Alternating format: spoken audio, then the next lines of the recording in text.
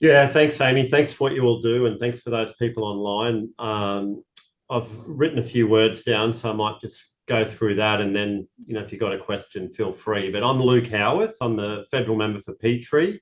I was elected in 2013 into the federal parliament. Prior to that, I had a small family-owned business, and I'm the Shadow Minister for Financial Services and Shadow Assistant Treasurer. But I do want to thank Amy and all the team for what you are doing at the Digital Economy Council and the sponsors today, XDC Network and CoinSpot, and giving me the opportunity to address you briefly. There's some 4 million Australians that are investing in this space, and you're all playing a part in that.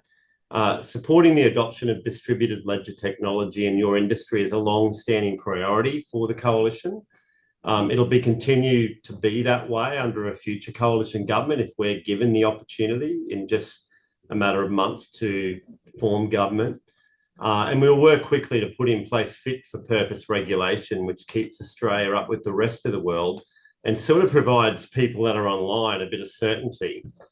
But it's clear that it hasn't been a priority for the current government. They've sort of dropped the ball a bit, and you've been a bit deprioritised. So businesses are usually asking me for less regulation, and coming from a small family business prior to coming into Parliament and always working in the private sector, I'm for less regulation because generally I think regulation is passed on to consumers and it costs all of us more. But I do understand that your industry is actually asking to be regulated just to give a bit of certainty. And we want to return to the positivity and excitement of your sector that sort of existed prior to 2022, and we're seeing a little bit of that overseas at the moment.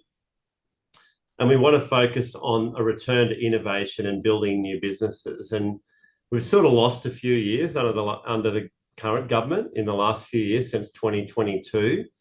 Investment's a bit down, and we've gone from sort of leading the world to lagging behind. So digital finance and the digital economy are always priorities that for many of us in the coalition that we want to see happen. We actually have a shadow digital economy minister, whereas the current government doesn't. And you are the Digital Economy Council, and so we think that is a bit of a priority. We did prioritise this work in 2022 prior to that election, and coalition senators, as you might know, ran a Senate inquiry in 2021, which put this on the political agenda. But the current government doesn't really have a blockchain policy. So it wasn't until the FTX collapse that they acknowledged the need for regulation. They said it'd be done before 23, but we're now a quarter of the way almost through 2025. Probably a week away from an election being called, and it hasn't happened. So could be a bit longer, obviously, could be May, the election.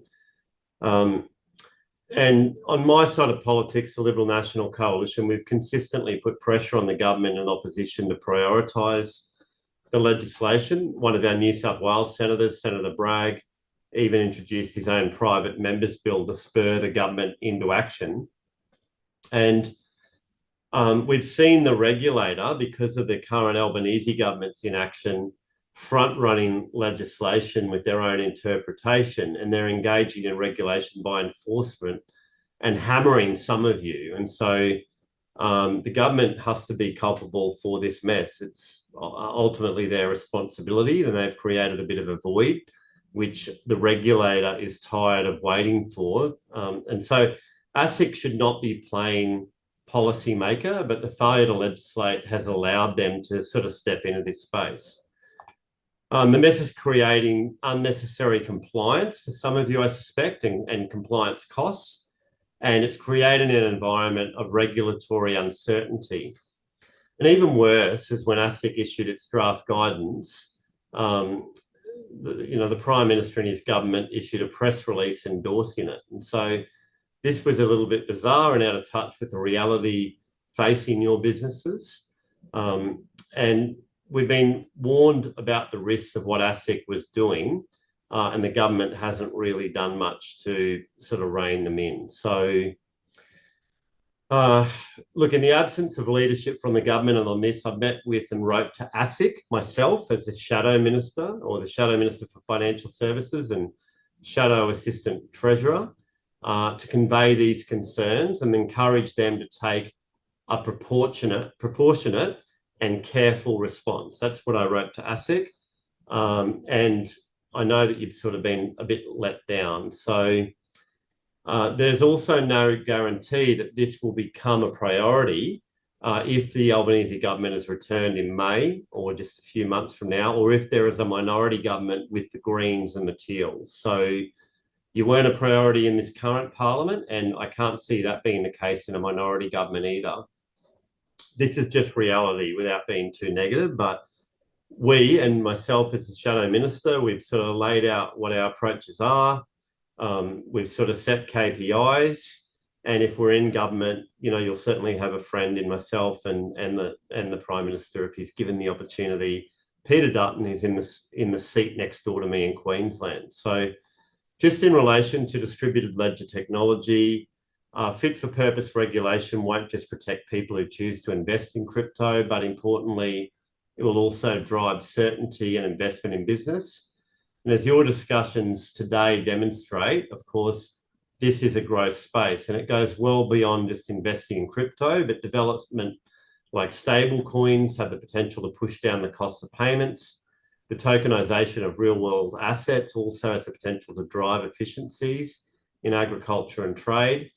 And the Coalition was proud to fund the Digital Finance Cooperative Research Centre in 2021 to drive research and development of these ideas. And these further reforms will be needed to enable these opportunities.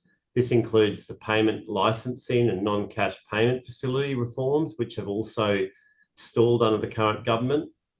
And we also want to see that more startups and new innovative businesses entering the market. Australia, of course, has a great track record of successful homegrown businesses. That's the reality. And in this space, but this has slowed in recent years. And so the Coalition, the current opposition, will provide the settings, if given the opportunity, to create more funding, investment and trade opportunities.